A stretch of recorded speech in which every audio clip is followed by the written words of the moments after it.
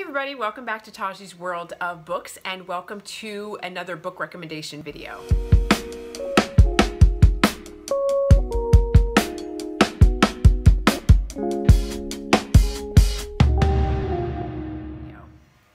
Hey you guys, welcome back. And so today we are going to be doing a fantasy romance recommendation video. I thought I haven't done one in a while, and so I thought it might be fun to kind of do that. But first, you guys, I didn't do my book unboxing just because I have so many other videos planned that I didn't feel like doing it this month, so I didn't. But I got my reveal book box, and in my reveal book box came this really cute hat, and I absolutely love this beanie. And it says, "I would rather be reading," and I think it's super cute, and I thought that I would show it off to you guys. I am going to definitely wear this to my kids' soccer practice this evening because it's super fun, and it's in pink too. So I was like, you can't go wrong with that. I was like, reveal, you guys did a great job. I have a link in the description below as well if you're interested in finding out more about the reveal book box. I will do one next month when that comes in, but I just wanted to mention that. Also, another bit of housekeeping that I wanted to mention is on my community page, you guys, I have a request for Q&A. So I've got a couple questions, but please go on there and send me questions because I would like to put together a Q&A video, and so I want to see what you guys want to ask me. So you can either put it in the comments below, or you can go to my community page and put it over there. I'll also have it on Instagram, so any place that you want to ask me questions, ask away, you guys, and as soon as I have enough questions, then I will put together a Q&A video. Okay, so having said all of that, without further ado, let's get into the books that I want to recommend to you. So the first book that I want to recommend, I'm not going to go into great detail because this is part of Charles' Books on Stereo and my book club, and so we talk about it over there. He already has the video up, so you can set a reminder. I think it's going live in February, but I just wanted to give a really quick conversation on The Lady of Rooksgrave Manor by Kathryn Moon. So this is a monster reverse harem.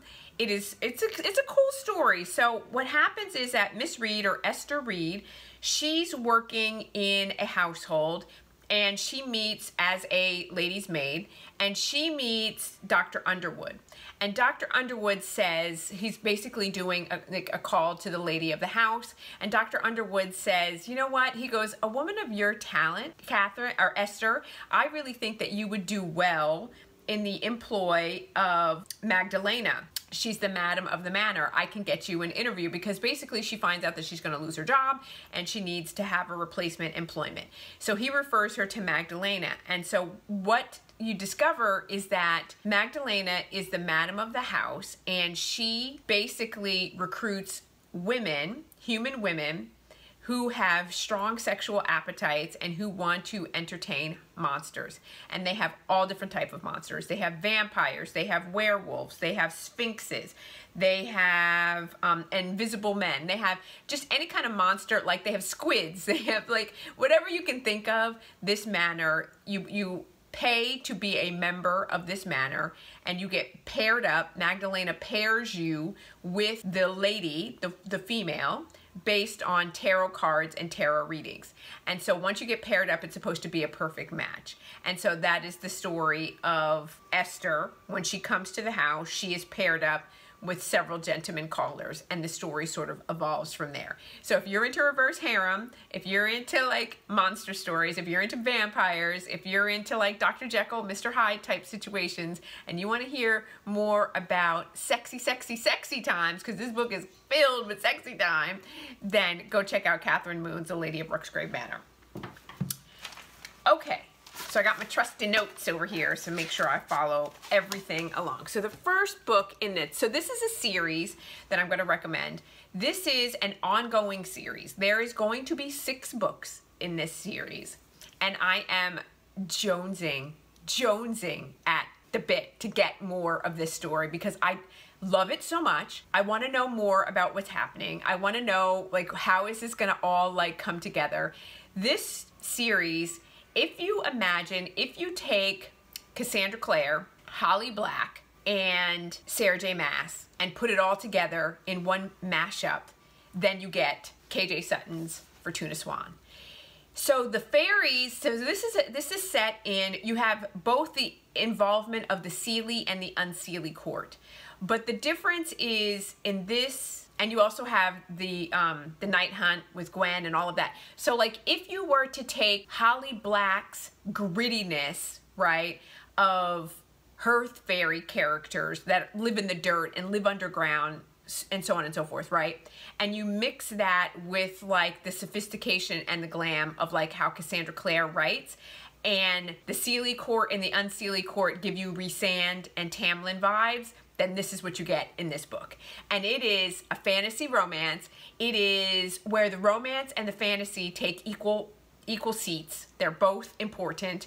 And there is a dark and gritty world that she has built and crafted. And so KJ Sutton is a new author to me. And she's not a new author in the sense that she's been writing. She writes in middle grade. She writes in, you know, and she has traditionally published. But this particular series she published as an indie author. And I'm saying if you have not read this, you are sleeping on this, and do not sleep on this. Everything, and she also picked a really amazing narrator. So the first 3 books in the series are on audiobook already done. The 4th book is out. And the 4th book came out the beginning of January. The audiobook is going to drop March 1st. So I'm going to hold off and wait for that audiobook to drop before I read that 4th book. And that 4th book, and each book gets progressively chunkier and bigger because there's more to like unravel and reveal. And like, you guys, I'm telling you, if you're Cassandra Clare fans, if you're Holly Black fans, if you're Sarah J. Maas, like if you love any of that stuff, do not sleep on this series. Like, it is just all the goodness of the Shadowhunters and Tamlin and Rhysand and the Night Court and, like, you know, Cassandra Clare's like the Seelie and, you know, the Night Hunt and the Unseelie Court. It's like everything. So let me just tell you about it. The main character in this book is named Fortuna. So it's Fortuna Swan. Fortuna Swan is a new creature that we have been introduced to. She is a nightmare. And what that means is that she can reach into your psyche and discover what your nightmares are. And she can turn those nightmares against you. So it doesn't matter her foe or her opponent. She's very powerful because everybody has some kind of fear. It's buried deep down inside, but it's there. She can take that fear and pull it out and make you believe through illusion that you were seeing that fear in front of you. And she can take grown men and old vampires and whomever fall to their knees quaking in fear as a result of that. Okay, so the story starts off that her parents are dead and her brother is missing, and he's been missing for the better part of several years. And she has made it her mission to try to find out what happened to her brother. She and her brother are the last of their kind. She looks absolutely normal and human, but she wears a glamour. So the glamour that she wears also draws people to her. They really want to know her because she is like beautiful and gorgeous to them because of the way she looks. So she doesn't really trust people because they don't see her for whom she really is. So the opening scene is that she is at a black market where and all of the creatures in this world, whether they be fairies, whether they be goblins, whether they be vampires, whatever they are, they're considered fallen, right? The fairies take the main seat in this story, and the fairies speak Enochian, which is the language of the fallen angels. So fairies basically are a generation removed from the fall, right? So they're angels that have fallen to earth, and now we see their descendants as a result. Okay, so the opening scene is that she's at the black market, she's been abducted, and she sees a fairy that drops keys into her cage, and he basically helps her escape. This fairy keeps popping up. We learn that this fairy's name is Colith, and Colith basically makes a deal with her that if she marries him and comes to the Unseelie Court, then he will help her get her brother back because her brother has been held prisoner in the Unseelie Court. Okay? Now, there's also another player that's involved. She is a nightmare, so her nightmares, her dreams are also a very vivid part of her reality. And so in her dream, she has a character named Oliver. And Oliver is a figment of her imagination. She created him, but he has been her best friend, and he came out of a result of a tragic situation that happened to her early on in her life. And so Oliver has been around since she was 8 years old, and he's always been there. They've always been very close. They started off as friends, and then it evolved into something more of a sexual desire nature, although they have not consummated their relationship. So Oliver is a significant love interest of hers. So now we've got, and also let me say that she is a virgin, and she has held on to her virginity for a reason, but she doesn't know why she's held on to it. She's tried to surpass that, but she doesn't. For whatever reason, she doesn't do it. Okay, so when she meets Caliph, she goes to the Unseelie Court. Through a series of successive events, she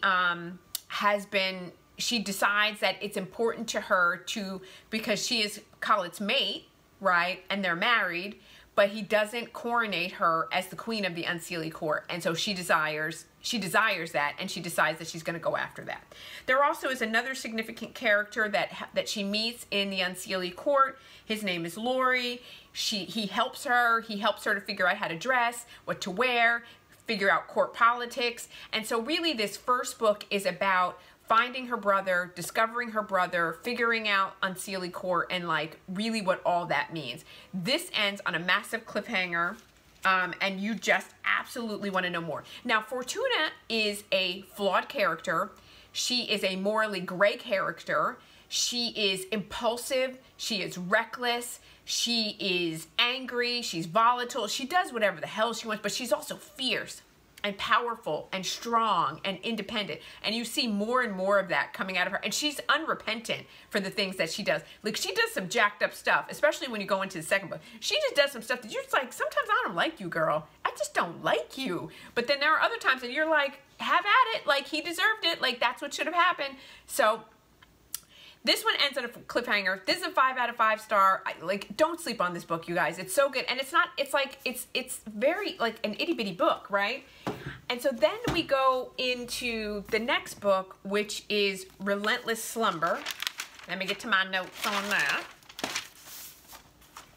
And this is where we really see that Fortuna is a nightmare. We see how she uses those powers. She's in the Unseelie Court. She really is acting as a morally gray character. Like, she really is doing some stuff that you're just like, damn, that was ruthless. Like, I don't know. Like, you're rooting for her relationship with Caliph. You're seeing Laurie in a new light. So we're seeing more about Oliver. Oliver is changing and evolving, and he's appearing in different ways. We're finding out why that's happening. We see that Fortuna is changing. Like I said, in times, like, she does things that are just really cruel, that you just go like, I don't understand why you just did that. She thinks the worst of everyone around her. She thinks the worst of Caliph. Like, you just don't understand why she's so bitter and so angry. It definitely is a slow burn development with Caliph and Fortuna. You're definitely seeing more about Damon and her brother, and you're seeing more about Savannah. There's a secret that's revealed in that as well. And then we're also seeing that in this book, there's a lot of deception, lies, betrayals, and reveals of truth. And this book ends in a bang. Okay? It ends in a bang. The way that this book ended, like, and the things that happened, I just went, no! I was like, oh my God, I couldn't believe it. It's shocking. And at the end, you're just like, oh my God, when is the next book? I need more. I need more. I need more. I need more. I need more. Because it's just amazing and just massive. Like, so it's really, really good. So this is a 5 out of 5 star. So then the third book in the series, and like, this is a beast. This is a chunker. Okay, it's a chunker. This is Deadly Dreams. And we definitely are seeing more of the impulsiveness in Fortuna. We're seeing more of the aggressive behavior. She's learning to reduce some of the prejudices. It was really interesting because she is very prejudiced against fairies. Like, she doesn't trust fairies. She doesn't necessarily even like fairies. She thinks that fairies are lying, conniving, manipulative, doublespeak people, right? And she's used that to judge every fairy with a broad brushstroke. And I sort of, in my mind, I was like, that's really interesting, because if you took out this fantasy world, right, and you put into reality prejudices, like against people of certain races or against certain sexuality, like, we would be very angry at her for her overall prejudice sort of ideology and behaviors. But because this is in a fantasy world, right, we look at the things that she does and we sort of overlook it. Whereas if this were reality, we wouldn't overlook it. So I use that example to say she is very prejudiced and views fairies in a very skewed way. There's a reason for that. And we allow characters in books to do those things, and we give them passes, whereas if that same behavior were present in our day-to-day life, you would be like, absolutely not. So I just thought that that was an interesting discrepancy and dynamic, and it was making me think, because I was like, if this was reality, like, I wouldn't be cool with you, Fortuna. But, so, anyway, that's all I have to say about that. So then, it's very interesting to think about the dynamic in this book of who she becomes to the Unseelie Court and how she is with the Unseelie Court versus Collis and what that dynamic is like. That's all I'll say about that. So that's an interesting sort of dynamic. Then again, there is the Seelie Court and the involvement of the Seelie Court. So there's a lot to pay attention to with that. There's a new player that comes on the scene that's part of the Vampire Court. So that's really interesting to see his interest in her because she's a very powerful being. Very, very powerful being. So a lot of people, you know, take interest. So let me say that in this book, whilst it is a chunker, a lot of this is set up. A lot of this is like a setup to where it's going to go. So for the middle part of this book, it's all like the stages that you need to get to, sort of like running a marathon, right? Like you don't just go like, I'm gonna run a marathon today. You have to do all the work to get there. So you have to do all the training. So most of this book is training and preparation to get us to this culmination of where this book ends. And it again ends in a really shocking way. I had no idea that it was going in that direction. I was absolutely heartbroken. This book broke me. Okay, it broke me because I was like, KJ, Kelsey, girl, what did you just do to me? Like, oh my gosh. Like, you want to talk about, like, I don't even want to reveal because I don't want to give any spoilers. There just is so many players and so much going on that you absolutely are rooting for various characters for different reasons.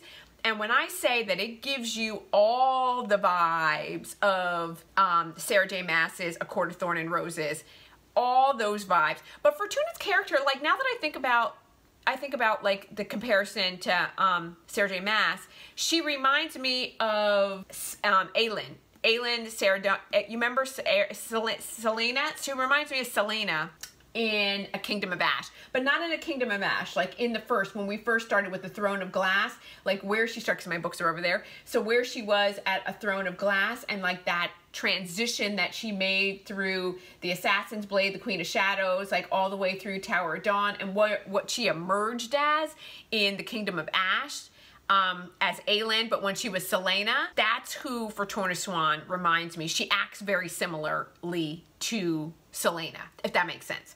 So this ends in a punch and a bang. This is a 5 out of 5 star. The fourth book, like I said, is already out. And I think the fourth book is called, what is the fourth book called? Beautiful Nightmares. It's called Beautiful Nightmares. And I almost said, the heck with it, I'm going to go into it. But I know that I'm going to have the best experience. And since I know that there are going to be 6 books in the series, I got to pace myself because, you know, I just have to take it in and be patient and just go with it. But I am here for every minute of it. I will not give up. I will not. I'm here for every minute of it because it is just so daggone good. So I'm going to wait till March, and March 1st when it drops, I'm going to be on it and there and for then some. So, you guys, that is all that I have for today for my fantasy romance recommendations. I gave you plenty, and don't sleep on KJ Sutton. I'm telling you, plenty of sexy times, plenty of magic, plenty of gender-bending reveals on old fairy folklore. So that's really interesting the way she does that. Lots of lies, betrayal, deceit, intrigue, everything that you would expect in fairy lore and in the fairy court, you get, and then some, plus the sexy time. So how can we poo-poo that? So having said that, you guys, thank you so much for joining me. Do me a favor and hit that bell notification button so you can be notified every time I upload a new video, which is generally Monday, Wednesday, and Friday. And please hit that like button because it helps me with the YouTube algorithm. Tell your friends about me. Go to my community page right? Answer my Q&A, tell me what you want to know about me, and I am happy to answer those questions for you. But other than that, you guys, that's all that I have for today, and I look forward to seeing you in my next video.